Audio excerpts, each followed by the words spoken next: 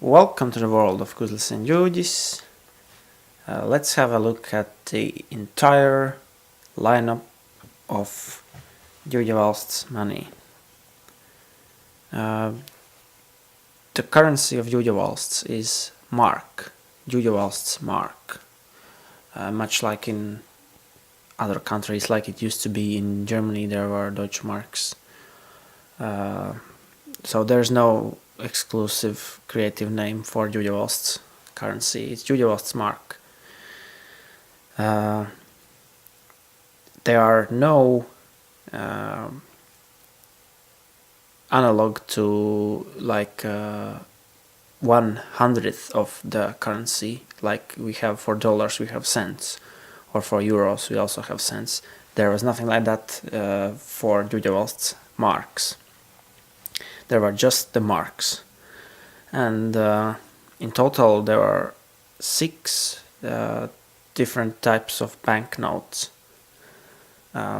From the left side here we have 1 mark, we have 5 marks, we have 10 marks, we have 50 or 50 marks, we have 100, we have 500, we have 1,000, we have 10,000, and we have 100,000. Don't get fooled by these numbers, by these big numbers. Don't think that the mark was something like a Zimbabwean dollar, where it was basically worthless and you had to pay thousands to get just a piece of bread or something like that. No. The mark, the Ģūģavalsts mark and the Ģūģavalsts sukasjauni were actually quite valuable. They were similar in the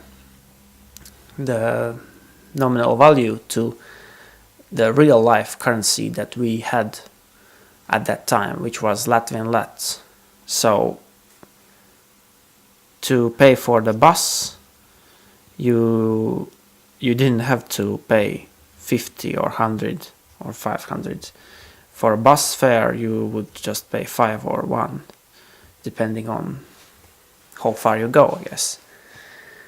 And these big ones, like the 10,000 and 100,000 banknotes, those were just because we were kids, and I guess, and we had big imagination and we imagined big things. And of course, yeah, the world of Kuzlis and Ģūģis was full of excesses and super expensive, luxurious items and things, and the money was spent in ridiculous ways, and Kuzlis and Ģūģis themselves were extremely rich, so they did own a lot of these. So let's look at them one by one.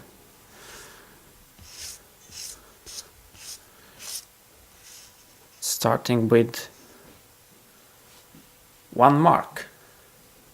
The 1 mark has a symbol of autumn leaf on it, and 1, and something on the left that I don't understand what that is, and it says, can't even read what it says here, something. So that's 1. Then we have 5 marks. 5 marks have 5 on the left, obviously, and the same unreadable writing here, and I think these 2 letters are G and V, Ģūģavalsts, indicating the state. And the landscape is sandstone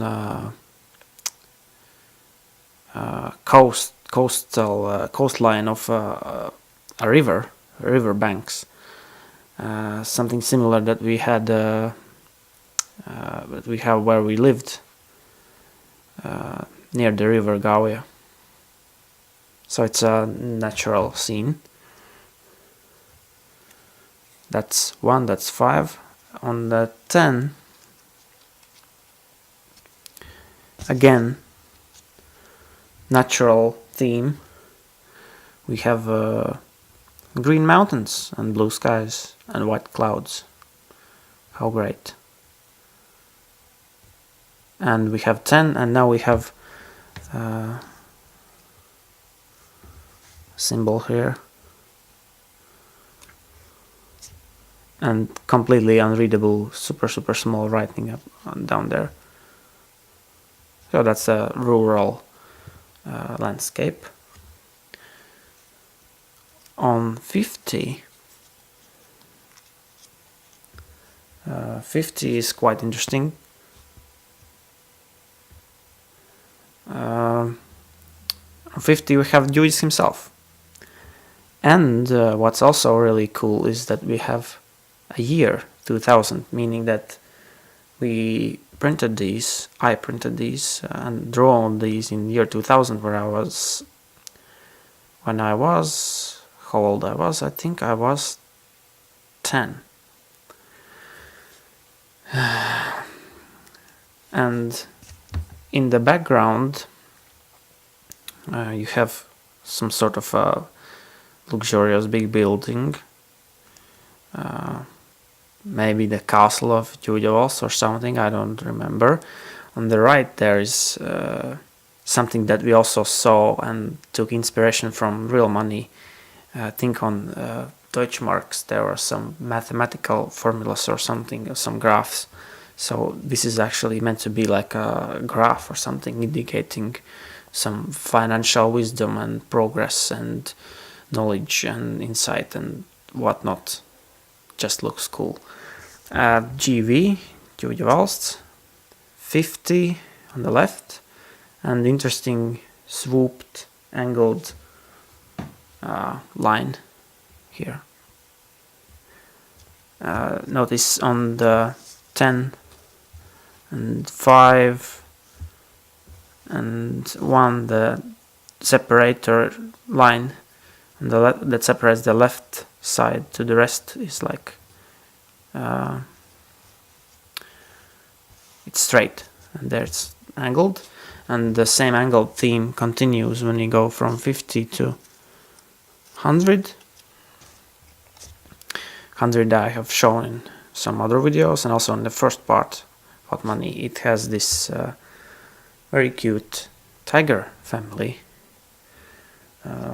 I'm a big fan of cats and big cats, so that's why I chose, I guess, this theme, animal theme, cat theme for this banknote. And 100 is arguably the most important of the most prominent banknote of them all. And also we have year, we have GV, Ģūģavalsts, 100, and then some interesting striping or orange striping on the left.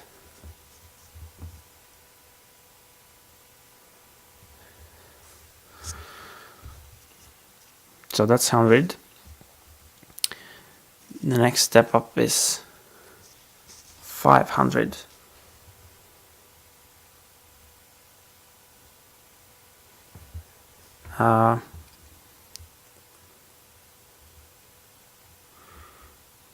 And for this 500, again we have natural theme, a cave theme with stalagmites and stalactites and caves, and everything is in this brownish, orangish brownish color. There's 2000, GV, 500, and on the left side these look like flower shapes.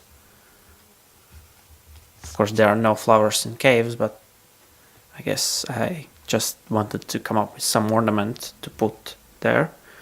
So this is a 500, it's slightly stained on the corner, slightly washed out, but I guess the best one I could find quickly.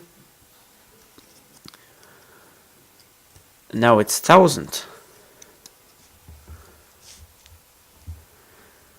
1000. This is also looks like looks like caves also, except that these are icy caves, whatever those are, caves in ice, I guess. And there's a very spectacular, amazing, breathtaking extravaganza of rainbow coming from one of the icicles. Very cool. And what's also cool is that on the right there is some interesting ornament going on in gray and blue. And the whole color scheme is sort of grayish bluish except for the rainbow. And GV and 2000. And below 1000 we have this square. And also this angled swooped separating line here. I like this banknote a lot. It's quite nice, quite beautiful. That was 1000. Then we go to the big ones. This is the 10 grand. And quite fittingly, as you would expect from a massive amount of money, for a massive amount of money, for a banknote representing a massive amount of money, we have skyscrapers, big buildings, office buildings, indicating the wealth, the business prowess of Ģūģavalsts. 10,000. This shield, I don't know what's the English word for that. You have these shieldy things that you have for countries or for cities. This one is, I guess, for Ģūģavalsts. Some unreadable writing, and yeah, on skyscrapers and night sky, and you see these yellow dots. Maybe you see them, I don't know.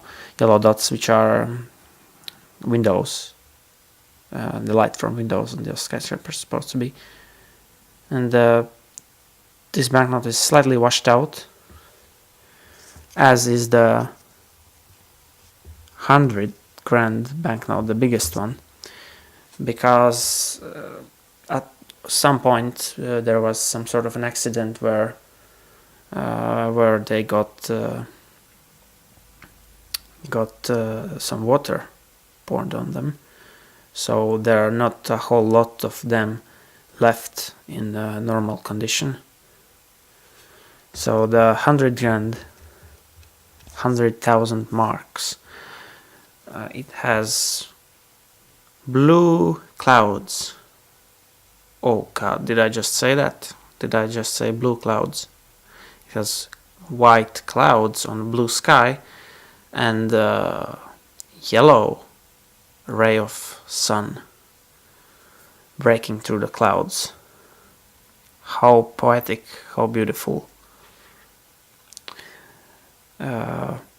Somewhat similar to 1000, I guess, except that it's not a prism, not a rainbow, but it's just the sky. It's just the sun and some sort of ornament on the left side. As you can see, it's not very precisely cut out, because yeah, this is not the best specimen I could have found if they didn't get some water on, but yeah, there are not a lot of these left, so I had to choose one of the ones that at least is not completely washed out. But yeah, that's 100,000, and on most of these sometimes you can see that they're not super entirely precisely cut out. The only manual labor thing that we had to do when we had the printer was, of course, to cut these banknotes out. So some of them are a little bit unprecisely cut out. Some have some are missing some parts. Some have some other parts from the next banknote next to them. So that's a little problem. But yeah, these are the 6 different banknotes of Ģūģavalsts. And next I'll quickly show you the box where, or the vault where these banknotes are stored. So this is the vault. It has 1, 2, 3, 4 compartments, which were meant to be for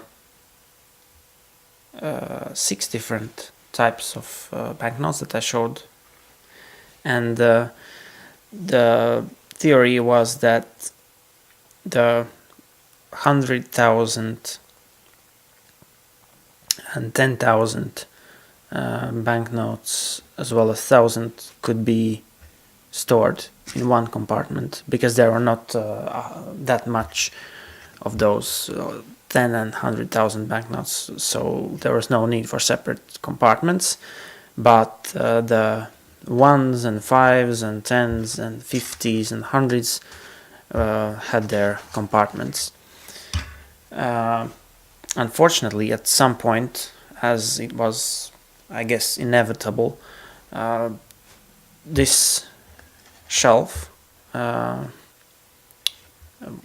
over, and I didn't have the patience to resort them back in by types, by nominal values. So now it's just a random mess, almost completely random mess. And yeah, some of the banknotes are completely damaged by water, because there was some water splash happened also. But yeah, most are intact, and the vault itself is also intact. Interestingly, it has a paper bottom, so that's not very safe. And it has these paper inlays, but there were no problems with the vault leaking any money, so that was fine. So in my next video in this series, I'll be showing the currency of Ģūģavalsts, each of the banknotes one by one, so make sure you check out that video as well.